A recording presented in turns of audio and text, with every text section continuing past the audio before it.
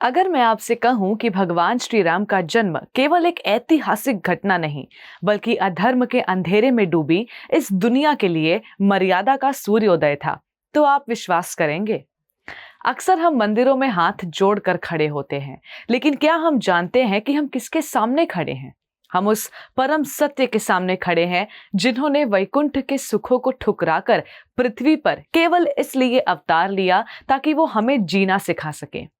84 लाख योनियों के उस अंतहीन और कष्टकारी सफर के बाद जहां हम कभी कीड़े मकोड़े तो कभी पशु बनकर तड़पे हैं, ये मनुष्य तन हमें केवल मनोरंजन या पेट भरने के लिए नहीं मिला।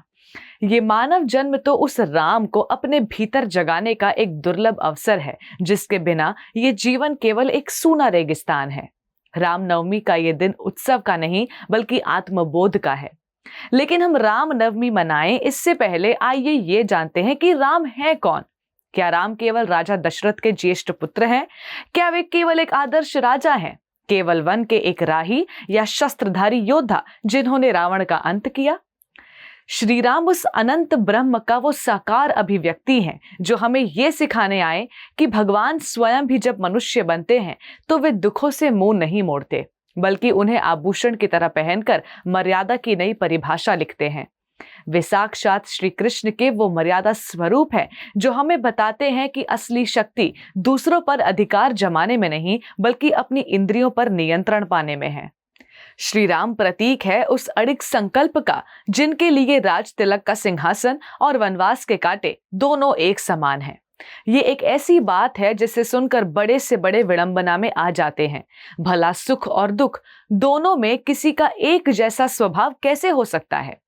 साधारण मनुष्य तो छोटी सी खुशी में उछल पड़ता है और जरा सा दुख आने पर टूट जाता है, लेकिन श्री राम का स्थित प्रज्ञ होना भी उनके अनेकानेक दिव्य गुणों में से एक है।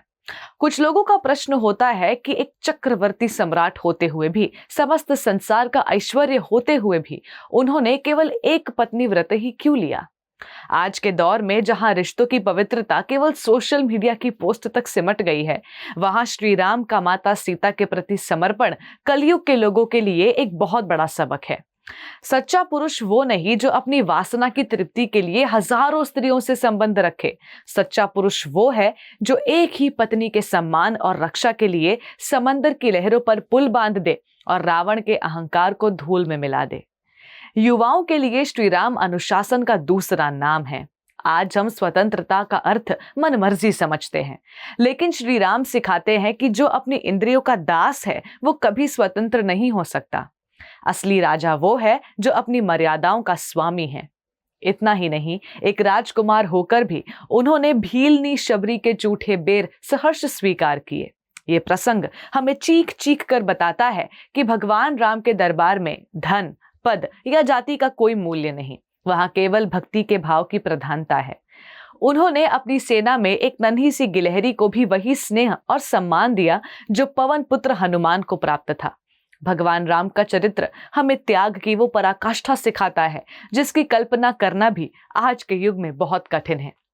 खुद सोचकर देखिए, जिसका राज्य अभिषेक कल सुबह होने वाला हो, वो बिना किसी शिकायत या विरोध के नंगे पैर कांटों भरी राहों की ओर निकल जाए। ये हम और आप जैसे साधारण मनुष्य के बस की बात नहीं है।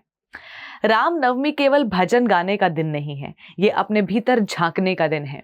यदि आपके मन में आज कभी भी क्रोध, लोभ या पराई स्त्री के प्रति कुदृष्टि है, तो आपका महामंत्र जपना, राम नाम का स्मरण करना केवल एक खोखली क्रिया है। यह हमारा परम सौभाग्य है कि आज हम श्री राम के चरित्र और उनके जीवन के बारे में चर्चा कर रहे हैं। यह मनुष्य जीवन श्री राम के गुणगान से ही सार्थक किया जा सकता है। भगवान राम के नाम में वो शक्ति है जो मृत्यु के भय को भी समूल नष्ट कर देती है। लेकिन इस नाम की अलौकिक शक्ति तभी अपने सर्वोच्च रूप में प्रकट होती है जब हमारा आचरण श्री राम जैसा हो।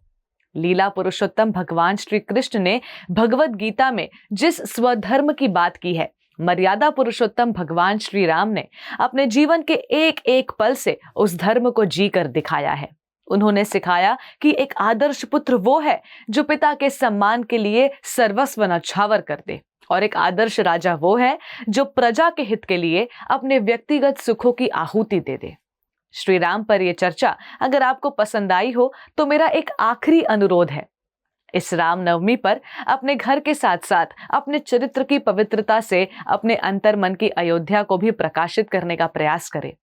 भगवान श्री राम की बात करने में परम आनंद है, लेकिन जिस दिन आप अपने स्वार्थ को त्याग कर कर्तव्य की सही और कठिन राह चुनेंगे, तब समझ लेना कि आपके हृदय में मर्यादा पुरुषोत्तम राम का प्राकट्य हो चुका है। आप सभी को हरे कृष्ण टीवी की ओर से रामनवमी की हार्दिक शुभकामनाएं। धन्यवाद। हरे Krishna. Before a single drop, there is a heartbeat. At Haribol, that heartbeat is never traded for milk.